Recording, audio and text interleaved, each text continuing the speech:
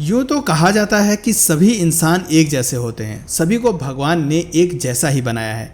लेकिन असल में कुछ लोगों के पास अद्भुत शक्तियाँ होती हैं। कोई पानी के अंदर सांस ले सकता है तो कोई पानी के अंदर देख भी सकता है। कुछ इंसान आसानी से पेड़ों पर चढ़ सकते हैं तो कुछ बिना टेलीस्कोप के ही ब्रह्मांड के तारे देख सकते हैं। दुनिया भर में कई ऐसी कम्युनिटी हैं जो सामान्य इंसानों से अलग हैं और उन्हीं के बारे में आज हम बात करने वाले हैं।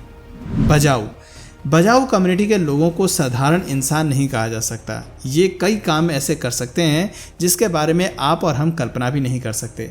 बजाऊ असल में नोमैड्स का एक ग्रुप है जो इंडोनेशिया, मलेशिया और फिलीपींस के आसपास मौजूद समुद्र में रहते हैं। इनका अधिकांश जीवन हाउस बोट पर ही निकलता है। ये किसी एक देश के नहीं रह सकते क्योंकि इनके पास किसी भी देश की नागरिकता नहीं है और न ही कोई देश इन्हें अपनी नागरिकता देता है, इसलिए ये पानी के ऊपर रहने पर मजबूर हैं। हाउस बोट और पानी के बीच में ही ये घर बना कर रहते हैं और ऐसा नहीं है कि ये सिर्फ पानी के ऊपर रहते हैं बल्कि ये पानी के अंदर भी रह सकते हैं। बजाऊ कम्युनिटी के लोग दुनिया में बेस्ट डाइवर्स माने जाते हैं। ये पानी के भीतर 13 मिनट तक अपनी सांसें रोक सकते हैं। दिन में करीब 8 घंटे तक ये पानी के भीतर रहते हैं और शिकार करते हैं। पानी के अंदर रहने में इन्हें कोई समस्या नहीं होती है और हैरानी की बात यह है कि बिना किसी इक्विपमेंट के ये 230 फीट की गहराई तक डाइविंग कर सकते हैं। एक आम इंसान पानी में कुछ सेकंड्स या फिर 1 या 2 मिनट तक की सांस रोक सकता है, लेकिन इस कम्युनिटी के लोग 13 मिनट तक सांसें कैसे रोक लेते हैं, ये बात जानने के लिए साइंटिस्ट काफ़ी उत्सुक हैं। बजाऊ लोगों पर जब रिसर्च की गई तो कई बातें सामने आई। ये लोग पिछले 1000 से अधिक सालों से ऐसे करते आ रहे हैं। इतने सालों में इनकी बॉडी के अंदर कई नेचुरल चेंजेस होने शुरू हो गए। जब ये पानी में जाते हैं तो इनकी हार्ट बीट कम हो जाती है और रेड ब्लड सेल्स भी सिकुड़ जाते हैं, जिससे इन्हें कम ऑक्सीजन की ज़रूरत पड़ती है और ये ज़्यादा देर तक पानी में अपनी सांसें रोक पाते हैं।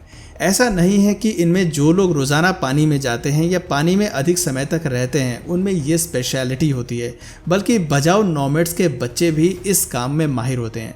यानी कि इन लोगों के डीएनए में ही बदलाव हो चुके हैं और बिना किसी समस्या के ये पानी के अंदर रह सकते हैं। दोस्तों, दिन भर ये समुद्री मछलियों और जीवों का शिकार करते हैं।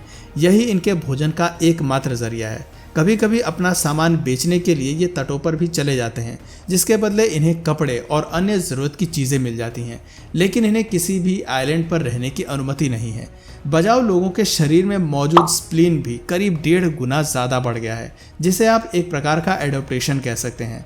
दोस्तों, अगर आपको किसी ऊंचाई वाली जगह पर रहने के लिए कहा जाए या किसी ऊंची पहाड़ी की चोटी पर चढ़ने के लिए कहा जाए तो शायद आपको कई प्रकार की समस्याएं शुरू हो जाएंगी।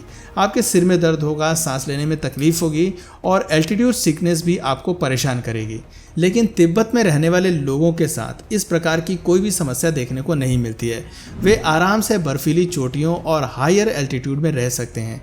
इसका श्रेय डेनिसोवेंस को जाता है, जिनके जीन्स तिब्बती लोगों में मौजूद हैं। आज से हजारों वर्ष पहले डेनिसोवेंस होते थे जिन्होंने खुद को ऊंचाई वाली जगहों पर रहने के लिए विकसित किया था। कहा जाता है कि आज भी 87% तिब्बती लोगों के अंदर डेनिसोवेंस के डीएनए मौजूद हैं। यदि कोई आम इंसान पहाड़ पर चढ़ेगा तो उसकी सांस फूलने लगेगी। ये अधिक रेड ब्लड सेल्स को फॉर्म करता है। इससे खून मोटा होता है और स्ट्रोक आने का खतरा बढ़ जाता है। ब्लड प्रेशर में भी वृद्धि देखी जाती है। लेकिन तिब्बती लोगों की खास बात यह है कि ऊंचाई वाली जगहों पर भी वे आरबीसी कम फॉर्म करते हैं, जिससे वे सभी खतरों से मुक्त रहते हैं। दोस्तों, एक समय था जब इंसानों के अलावा धरती पर डेनिसोवेंस और नियंत्रटैल मैन जैसी कई स्पीशीज़ मौजूद थी, लेकिन वो सभी स्पीशीज़ कहीं विलुप्त हो गई।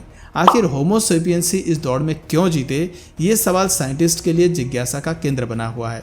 कई दशकों से इस सवाल का जवाब तलाशा जा रहा है। ऐसा कहा जाता है कि आज के समय में जो इंसान हैं उनकी उत्पत्ति अफ्रीका से हुई है।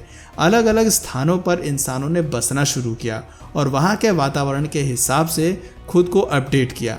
तिब्बती लोगों के अलावा नेपाल के लोग भी ऊंचाई वाली जगहों पर रहने और तेजी से पहाड़ों पर चढ़ने के लिए जाने जाते हैं। नेपाल के शेरपा ग्रुप के लोगों को इस काम में महारत हासिल है। वो इतनी तेजी से पहाड़ पर चढ़ते हैं कि उनकी स्पीड का कोई मुकाबला नहीं है। उन्हें अपनी बॉडी में ऑक्सीजन मेंटेन करना अच्छे से आता है।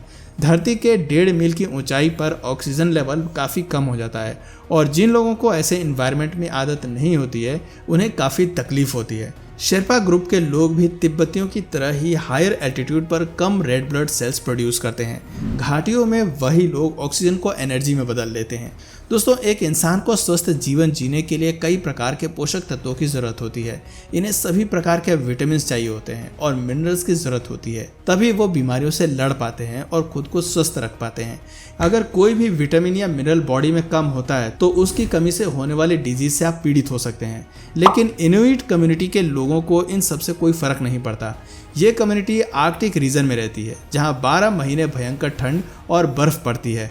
यहाँ पर आपको खाने को क्या मिलेगा इसकी कल्पना आप कर ही सकते हैं। इनुइट लोगों के भोजन का एकमात्र जरिया जानवर है।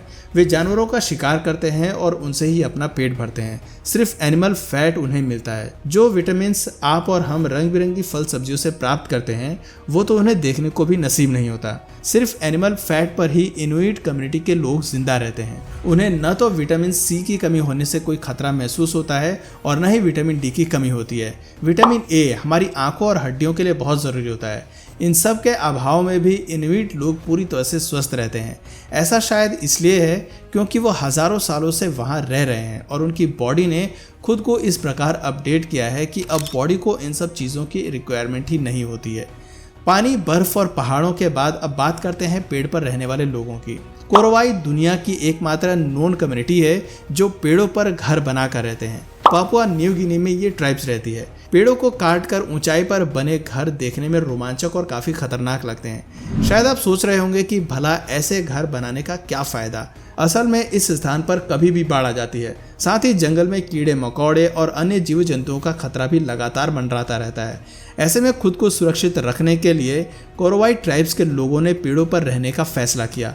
इतनी ऊंचाई पर घर बनाने में इन्हें केवल 15 दिनों का समय लगता है। ये लोग पेड़ पर चढ़ने में भी माहिर होते हैं। आसानी से बिना किसी सहायता के ये पेड़ पर चढ़ जाते हैं। साथ ही कोरवाई लोगों का ऐसा मानना है कि मरने के समय आत्माएं धरती पर भटकती हैं और अगर वे नीचे रहेंगे तो भूत प्रेत उन्हें परेशान कर सकते हैं। पेड़ों पर बने घर में वे खुद को सुरक्षित महसूस करते हैं। पेड़ों पर चढ़ने की बात चली रही है तो युगांडा की ट्राइब्स के लोग भी इसमें बहुत कुशल होते हैं। इंसान बंदरों और चिंपैंजी की तरह ऊंचे ऊंचे पेड़ों पर चढ़ जाते हैं।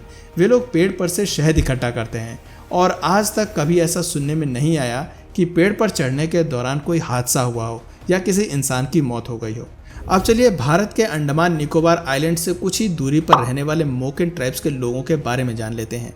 वे इस आइलैंड के वेस्ट कोस्ट के पास रहते हैं। इस कम्युनिटी में लोग पानी के अंदर देख सकते हैं। आप में से अधिकतर लोगों ने कभी न कभी पानी के अंदर अपनी आंखें खोलने की कोशिश जरूर की होगी और यकीनन आपको धुंधला ही नजर आता होगा।